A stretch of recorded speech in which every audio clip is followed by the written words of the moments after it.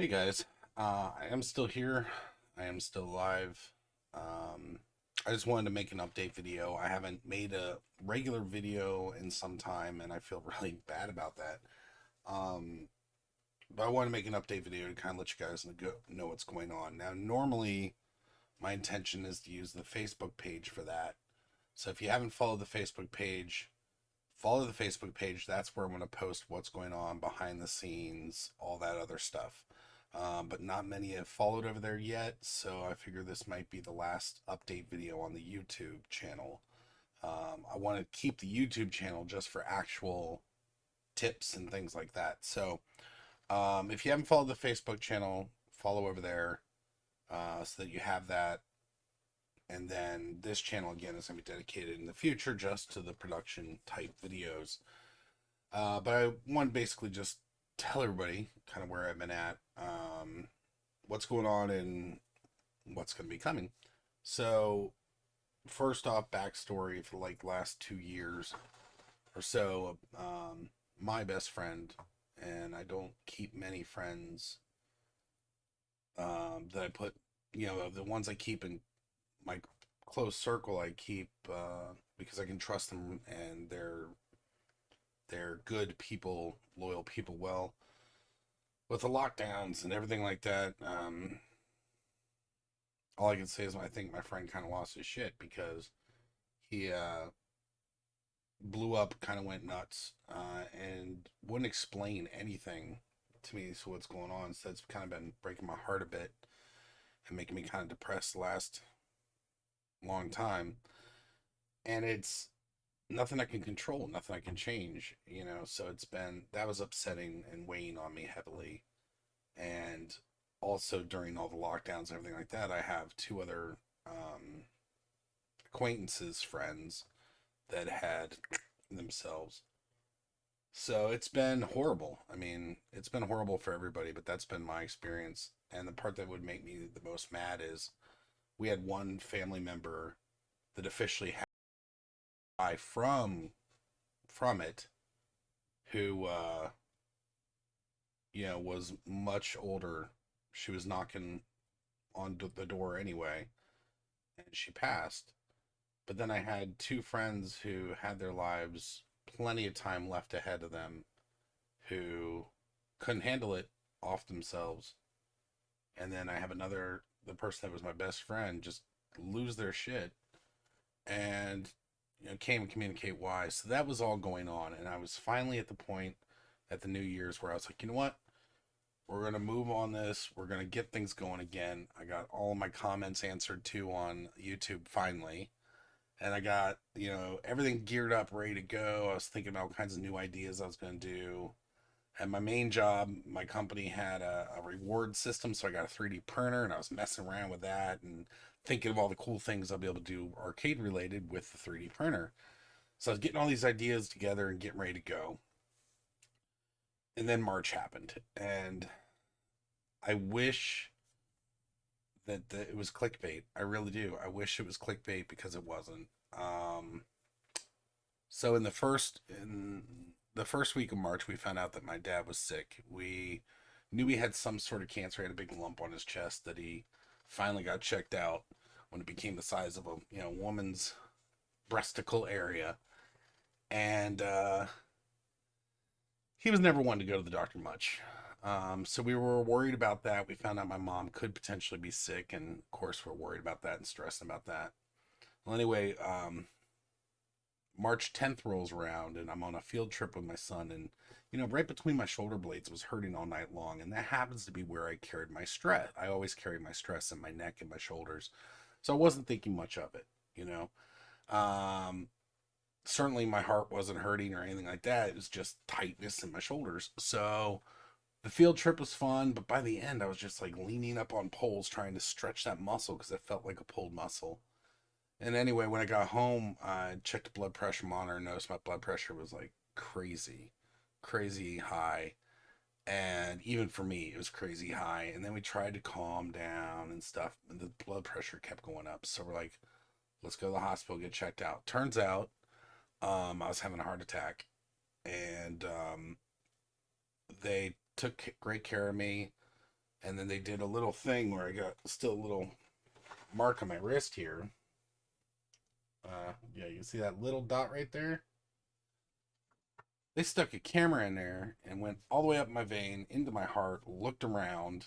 It's crazy the technology now for that. But yeah, they looked around and they found that my one artery on the backside had 90% blockage. So they were able to put a stent in there and fix that immediately. And then they said, rest of everything looks great. So I went to rehab, stuff like that. And I'm on the right path now. But yeah, I've got to quit smoking again. I started again during the lockdowns and all that stuff, so I got to quit all that again and reduce my soda intake again, and get back on the good path. So as far as I'm concerned, things are going better. It's fortunate that it happened and it wasn't a Widowmaker event, so I'm grateful for that. And then, ironically, the only good time in March was the Ides of March, which is my daughter's birthday. So that was the one good thing about March. And I'm like, okay, we're now we just need to focus on my parents, how they're doing. Well, we found out recently my mom's going to be okay. That's great. But on March 29th, um,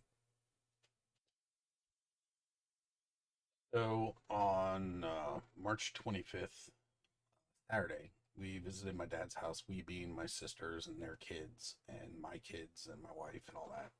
And it was a good day. I mean, he was happy. I mean, he was still in pain, but he was happy and um, telling jokes. And we were feeding the bird feeders and stuff, so he could look out the window and see the bird feeders, and things were good, and everything was going good. And then when it was time to go, he gave us all a hug and said goodbye to us. Now, normally, I'm okay with death. It's part of life. My brain rationalizes it, compartmentalizes it. And through this, I've learned it's kind of like in your head, you just say, I'll see them later. And then later comes along and you're more used to the idea that you're not going to see them again. So that's what I do when I know somebody is going to die or somebody does die, is I just kind of sectionalize it like that, and it gets me through it. Well, I was ready to say goodbye. I knew it was gonna be hard to say goodbye, but um, I went to give him a hug and I said, "I will see you again. Whatever your religious beliefs, mine happens to be. I will see my family and loved ones again someday, much later." And he said something I wasn't ready for. He said, "I'm gonna miss you a lot," and at that point, I lost it. I was just, I wasn't ready for that.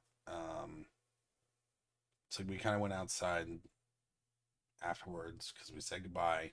We went home. And then I was taking off some days from work. And God love my wife. It was the 29th, morning of the 29th, and I had off work anyway, and we heard he was doing worse. Apparently, when hospice came, he said, "I'm ready for my pill," and they're like, "Sir, we don't do that."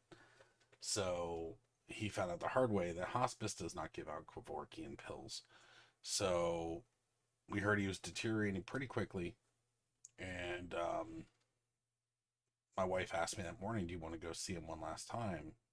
And I said, "You know what? I would regret it if I don't take the opportunity." So we went ahead and went up there to his house. And by the time we got there, he was kind of shallow breathing. He wasn't conscious. Um, but we held his hand and we talked to him and stuff like that. And we were there for a couple hours. And then I was holding his hand and I was talking to him for a while. And then, I kind of leaned over and whispered in his ear. I was like, um, tell him it's okay. He doesn't need to hang on. He can go. And that we all love him and stuff. And I stood up to leave, like to go to give somebody else a turn basically. And let go of his hand. And then my wife and my stepbrother both kind of gasped. And as I looked back, I found out they were gasping because he took his last breath.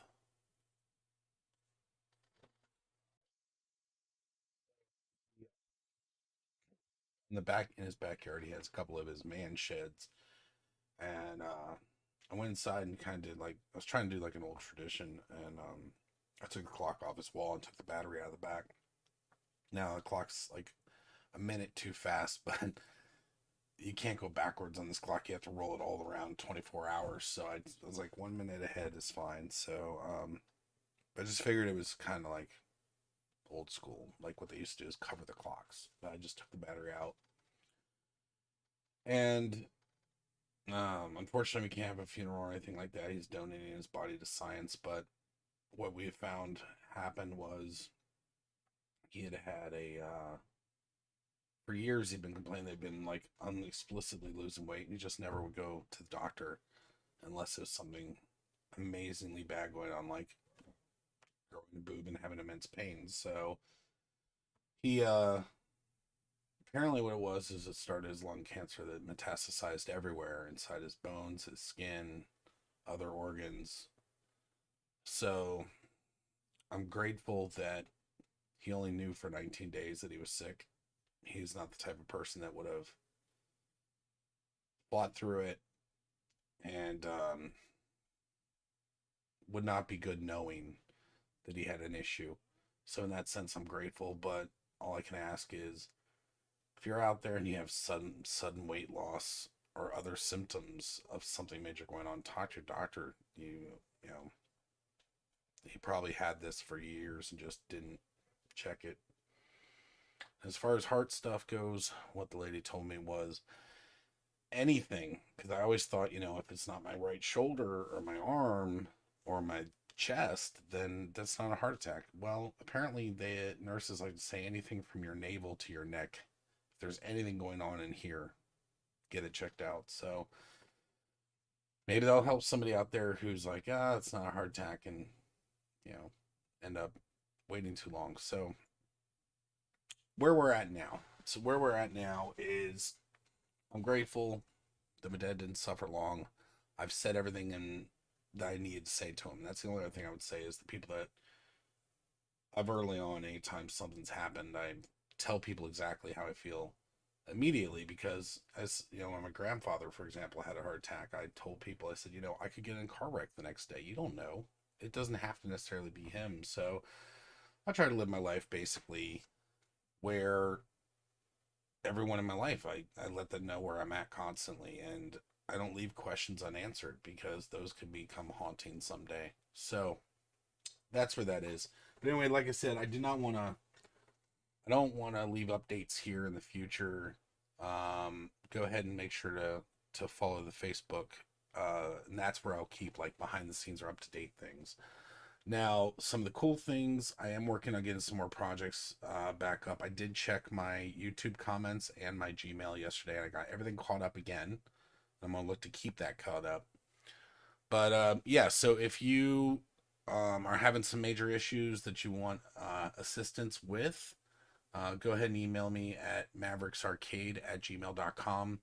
Be aware, though, I've had a couple of people ask, hey, can I send you my arcade and work on it in your firm? Work on my arcade, and I'm like, I need to make sure it's clear to everybody why I used to always use the words we to try to seem like an entity versus me. I need to realize that this channel is just me, myself, and I, and set my goals accordingly. I dream one day of being able to grow this channel and make it a big channel where I could have other people working on things for me, but that's not where I'm at now. And I need to not be disheartened by people that have, production crews of 100 people working on their videos. I'm not going to be able to compete with those, and I need to quit trying. I need to just do my thing. But I am going to try to make it a little more entertaining. There's some other projects that I'm working on, like some 3D render projects. I've got an animation thing I want to do, a virtual set I want to work with to try to make things, again, more entertaining. There's also some projects that I need your suggestions on. I mean, I've taken a bunch of suggestions from the comments and everything, and I've saved those for when I have time to make a future video. But again, it's just I need to get motivated, quit letting negativity and stuff kind of slow me down, and just get back on it. the last couple weeks, I'll shave my head and clean my face up so I can be ready to make a video. And then by the time I'm done doing that, I'm just like, I'm too tired to do any of it right now. So that's why I'm hoping this is kind of a first step to get back into things. As I said, you know what? Screw it. I'm not going to shave my head. Look, it's kind of Picard fuzzy here.